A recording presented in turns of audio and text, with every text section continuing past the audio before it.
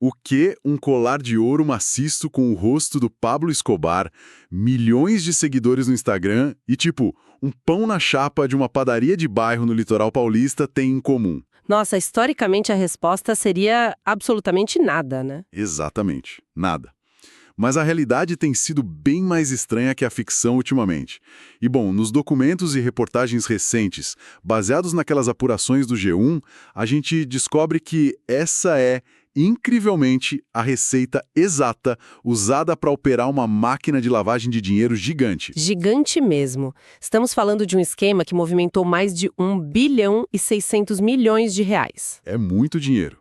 E no nosso mergulho de hoje sobre a Operação Narcofluxo da Polícia Federal, a nossa missão é justamente desvendar as engrenagens dessa estrutura bizarra. E é um contraste que chega a ser vertiginoso, sabe? O crime organizado, ele costumava operar numa lógica muito analógica, muito distante, sempre nas sombras. Total. Mas o que a gente vê agora é uma operação que parasita a nossa rotina diária. Ela usa o que há de mais barulhento na internet e o que há de mais pacato no comércio de rua. Isso é o que mais me impressiona. Como é que dois universos tão extremos, né, o alto escalão do show business digital e a rotina silenciosa de empresários tradicionais se fundiram para esconder esse 1,6 bilhão? Pois é. Então vamos começar pelo núcleo mais visível do esquema, que é a fachada de glamour. A Polícia Federal mirou em cheio no uso da indústria audiovisual e desses influenciadores de massa. Exato. Eles basicamente associavam o tráfico de drogas e os jogos de azar à imagem de figuras gigantescas nas redes sociais. E o termo gigantesco aqui não é nenhum exagero. De jeito nenhum. Não estamos falando de nichos pequenos. Estamos falando de criadores de conteúdo que pautam o consumo e o comportamento de milhões de brasileiros todos os dias. Caramba. A estratégia da organização criminosa foi, na essência, terceirizar o marketing do esquema para quem já domina a atenção do público. E os nomes que surgiram na operação confirmam muito isso. A gente teve alvos e prisões de pessoas extremamente conhecidas. Nomes de peso. Sim, o funkeiro MC Rainha SP, por exemplo. O MC Pose do Rodo, o Rafael Souza Oliveira, que, para quem não liga o nome à pessoa, é o criador daquela página Choquei. Ah, sim, a Choquei tem um alcance absurdo. Demais. E também o influenciador Cris Dias, além de outros criadores de conteúdo. Mas sabe o que mais me chamou a atenção lendo a decisão da Justiça Federal? O que foi? É que o MC Ryan SP não foi apontado ali só como um garoto propaganda, tipo alguém que assinou um contrato e não sabia de nada. A história é bem mais funda. Sim, a Justiça apontou ele como líder e o principal beneficiário econômico do esquema. Nossa. E foi justamente nas buscas ligadas aos funkeiros que a PF encontrou as armas e aquele famoso colar de ouro do Pablo Escobar que eu comentei no início. É a velha guarda do crime tentando vestir essa roupa da modernidade, né? Eles mantêm os símbolos clássicos de poder. As armas, o ouro, tudo isso. Exatamente, as referências a narcotraficantes históricos, mas utilizam os contratos de publicidade e a audiência digital para ganhar uma escala de captação de recursos que, sinceramente, o tráfico de rua tradicional jamais conseguiria sonhar em ter. Faz todo o sentido. É como se esses influenciadores fossem um outdoor em neon super iluminado para um cassino clandestino, usando o alcance da internet para normalizar a coisa toda. É a analogia perfeita. Eles ostentam carros de luxo, viagens, mansões. Aquela vida de cinema, né? Isso. E aí, no meio de dezenas de stories no Instagram, eles inserem um link ali, disfarçado, para uma rifa digital ou uma aposta. Vendendo a ilusão de que aquele é o caminho para o sucesso financeiro. Exato. Mas me tira uma dúvida aqui, porque eu fico tentando entender a mecânica real da coisa, sabe? Mas a grande dúvida é: como exatamente a imagem e os likes dessas pessoas na internet se convertem numa estrutura capaz de movimentar 1,5 bilhão de reais sem chamar a atenção imediatamente? O que é fascinante aqui é que essa é a grande sacada operacional deles. Para lavar dinheiro, o esquema precisa de uma atividade que justifique a entrada de muito dinheiro em espécie. Ou transações fragmentadas, certo? Sim, transações fragmentadas, sem muito rastreio de quem pagou. E as rifas digitais e os sites de apostas são simplesmente perfeitos para isso. Por causa do volume de acessos. Isso. Imagina o mecanismo. Um influenciador anuncia uma rifa e milhares de pessoas reais, de fato, compram bilhetes de centavos ou de poucos reais. Ah, entendi. Gera muito comprovante. Exato. Isso cria um volume de dados e um fluxo de caixa absurdo, mas totalmente plausível. O que a organização criminosa faz, então, é injetar o dinheiro sujo, oriundo do narcotráfico, no meio dessas milhares de transações pequenas. Caramba, então eles inflamam os números. Inflamam. Eles inflamam os números das apostas ou até compram as próprias rifas usando o dinheiro ilícito. E aí, para o sistema financeiro, quando olha para aquilo, só vê venda de serviços digitais, né? Exatamente. O banco ou a Receita vê apenas a arrecadação de apostas que foram, de fato, amplamente divulgadas por alguém muito famoso. É uma cortina de fumaça perfeita. A fama do influenciador justifica essa entrada astronômica de dinheiro na conta. Precisamente. O influenciador, na verdade, ele vende a familiaridade, sabe? A pessoa que acompanha a rotina daquele artista todos os dias desenvolve o que a psicologia chama de relação parasocial. A ilegalidade ou a origem duvidosa do negócio fica totalmente mascarada pelo rosto amigável de quem está propondo a aposta. Nossa, é muito bem pensada. Certo, entendi a captação. O dinheiro sujo entra disfarçado no meio do dinheiro limpo dos seguidores, através do glamour das redes. Isso. Quantos milhões de reais na conta corrente, pessoa física de um MC, sem que o Banco Central mande a polícia na porta no dia seguinte. Esse volume enorme precisa escoar para algum lugar. Perfeito. E é aqui que a gente sai do feed brilhante do celular e entra na segunda camada do esquema, que honestamente, para mim, é a mais fascinante: a participação dos empresários tradicionais. E é a camada mais crucial, viu? Porque sem ela o dinheiro não se integra de verdade à economia formal. É como se o glamour trouxesse o dinheiro das massas. E os holofotes da internet servem para atrair esse dinheiro, mas é a sombra dos negócios cotidianos, dos bastidores, que serve para esconder e fixar esse capital. Certo. Vamos desempacotar isso então, porque os documentos mostram alvos empresariais bem específicos na operação. Sim, a PF mapeou isso muito bem. A gente teve, por exemplo, o Rodrigo Morgado, que inclusive já estava detido por outra operação da PF, e uma figura que realmente destoa muito do estereótipo do crime organizado, o Fernando de Souza. Esse caso é muito emblemático. Muito. Ele tem 68 anos, tem origem portuguesa e é sócio de uma padaria de luxo na Ponta da Praia, que é um bairro super tranquilo lá em Santos, no litoral de São Paulo. Uma padaria! Imagina! Pois é. E foi justamente na padaria que esse eixo financeiro começou a ser desvendado. A investigação aponta que, num período ali entre o dia 1º de junho e 30 de agosto de 2024, o Fernando enviou 360 mil reais. Nossa! E tudo através de transferências via Pix.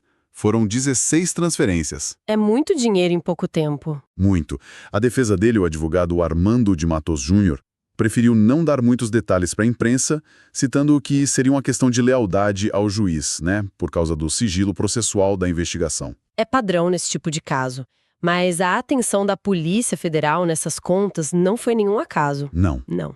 A análise focou na base da arrecadação, porque revela um método que é clássico e absolutamente vital para a lavagem de dinheiro moderna. A fragmentação estruturada. Mas deixa eu fazer o papel de advogado do diabo aqui, porque as contas não batem logo de cara. Pode falar. Vamos olhar os números.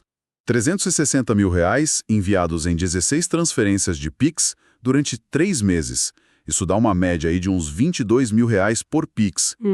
Eu não sei quanto a quem está escutando a gente agora, mas se qualquer pessoa comum tentar fazer um Pix de 22 mil reais num dia normal, o aplicativo do banco trava na hora, né? Trava, com certeza. A inteligência artificial levanta uma bandeira vermelha gigante, o departamento de fraude liga para o seu celular, a Receita Federal é notificada.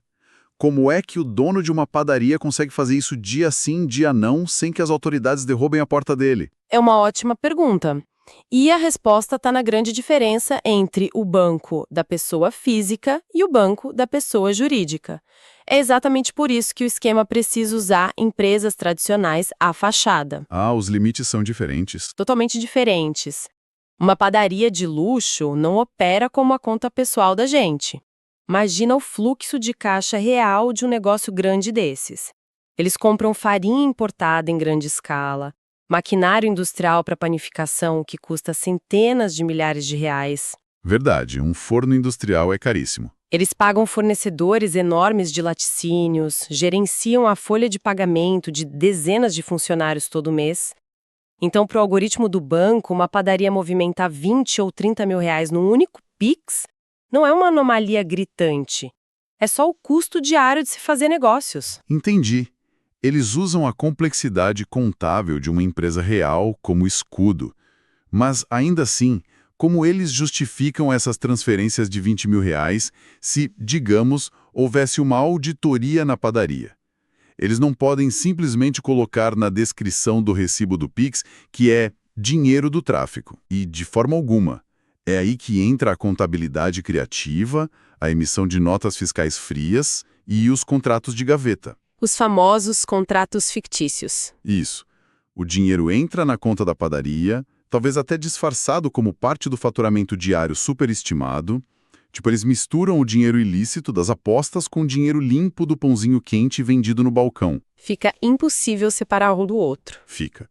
E na hora de sair, quando o dinheiro é enviado via Pix para outra conta do esquema, sai justificado no papel como o pagamento de uma consultoria, manutenção de equipamentos ou até uma prestação de serviços de marketing.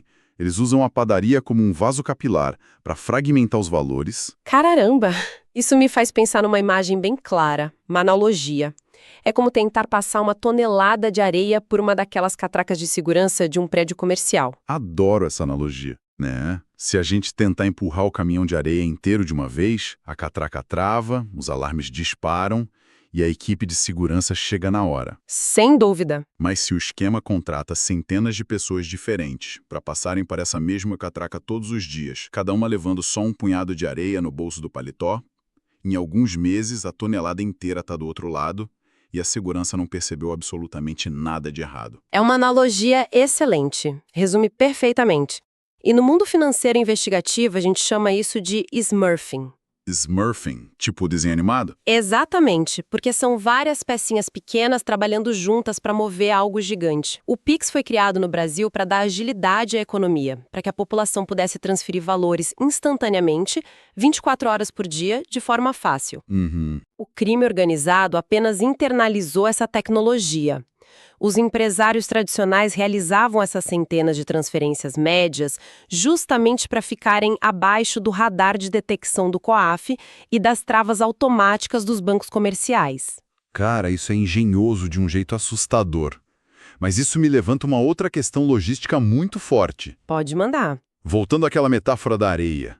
Nós temos milhares de pessoas passando pela catraca, cada uma com um punhadinho de areia. Mas em algum momento, lá na frente, alguém precisa juntar toda essa areia espalhada para construir o castelo, né? Com certeza. 1 bilhão e 600 milhões de reais diluídos em Pix de 20 mil espalhados por dezenas de empresas de fachada pelo país deve gerar um pesadelo administrativo bizarro. Quem é que gerencia essa montanha de pequenos depósitos? Para onde todo esse dinheiro das padarias e dos pequenos comércios estava sendo enviado no final das contas? E essa sua pergunta nos leva direto para o ápice da estrutura piramidal deles. É o terceiro estágio do esquema que escancara de vez o nível internacional dessa operação. Ah, então não parava no Brasil. Não. Aquelas frações de Pix enviadas lá pelo empresário de Santos, da padaria, não iam simplesmente para a conta corrente de um criminoso escondido. Elas tinham um destino corporativo altamente sofisticado. Sim, os documentos da investigação apontaram direto para uma empresa chamada Golden Cat. Exato. Uma empresa controlada por cidadãos chineses, que inclusive também foram alvos de prisão e de busca e apreensão nessa mega operação. E os relatórios dizem que a Golden Cat funcionava como uma mega processadora de pagamentos. Ela estava lá no topo da infraestrutura financeira, recebendo essas centenas de milhões de reais em transferências que já vinham fragmentadas da base. Isso mesmo. Exatamente uma processadora de pagamentos nesse contexto do crime. Porque quando a gente ouve esse termo, a primeira coisa que vem à cabeça é tipo a maquininha de cartão do supermercado. É normal pensar isso, mas no mundo digital e corporativo é um pouco mais complexo. Uma processadora de pagamentos desse porte funciona basicamente como uma ponte. Um pequeno banco privado. Tá. A função legal e formal de uma empresa assim no mercado é intermediar pagamentos de centenas ou milhares de clientes de e-commerce, por exemplo. Ela agrega todo o dinheiro que entra picado e depois repassa os montantes maiores para os lojistas. Entendi. O que a investigação da Polícia Federal sugere fortemente é que a Golden Cat atuava como grande funil, o eixo central para a arrecadação dos recursos de todo o esquema de apostas ilegais e narcotráfico. Então, o que tudo isso significa, juntando as pontas? Eles recebiam os milhares de Pix das padarias e de outras empresas tradicionais e misturavam tudo de novo lá dentro. Exatamente. A Golden Cats recebe as transferências fragmentadas. E como a função natural e legal de uma processadora no mercado é movimentar volumes colossais de dinheiro vindo de várias fontes diferentes, o simples fato dela receber dezenas de milhões de reais não levanta suspeitas imediatas do Banco Central. Ah, porque já é o esperado para o perfil dela. Exato. Uma vez que o dinheiro entra nessa processadora, ele passa pela última etapa de limpeza.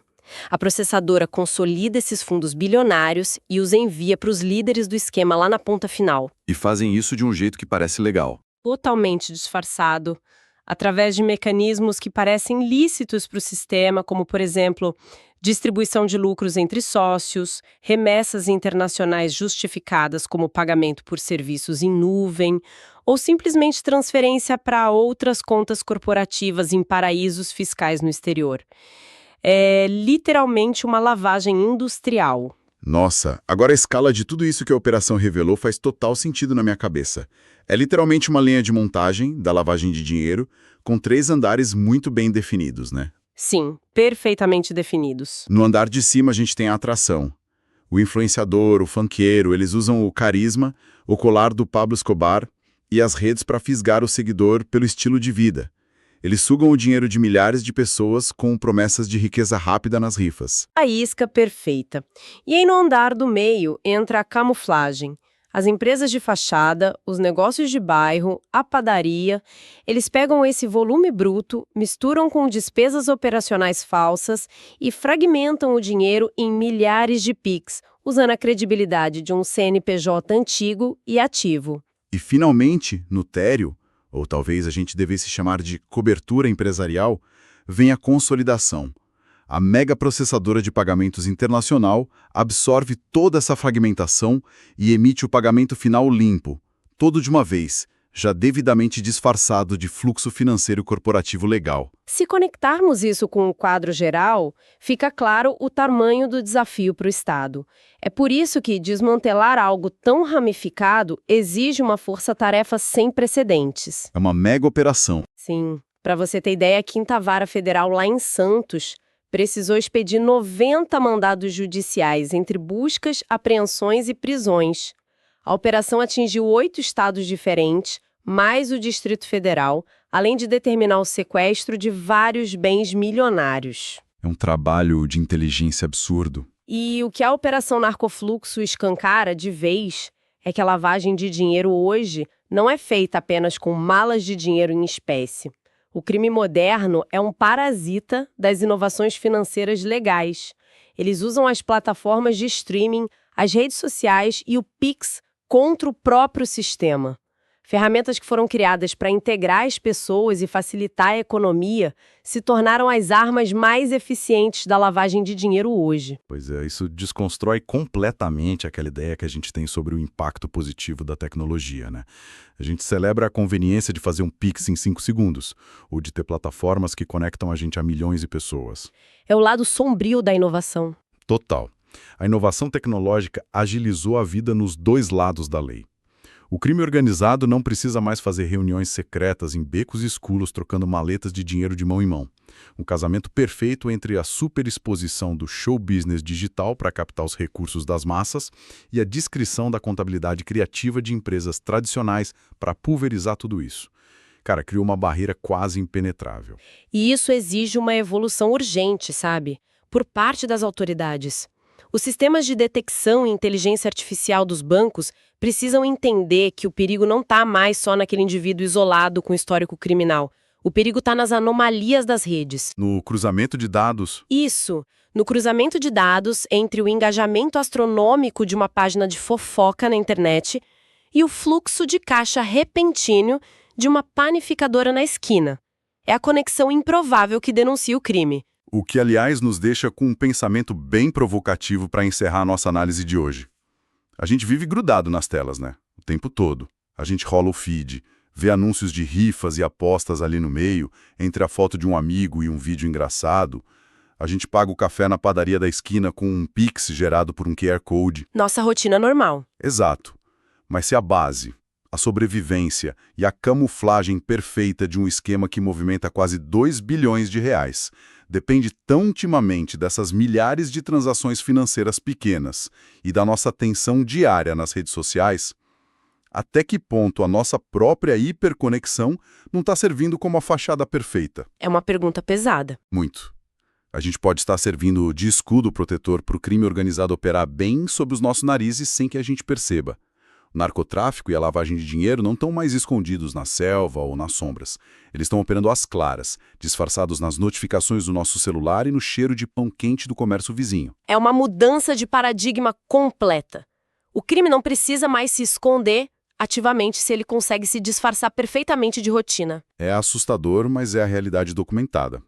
Bom, fica aí o convite para quem está escutando a gente agora refletir sobre isso. Da próxima vez que abrir as redes sociais, continue questionando os estilos de vida inalcançáveis que aparecem no feed e, principalmente, tente pensar sobre o que realmente sustenta tanto luxo na internet. Muito obrigado pela companhia em mais essa investigação. Nos vemos no próximo mergulho.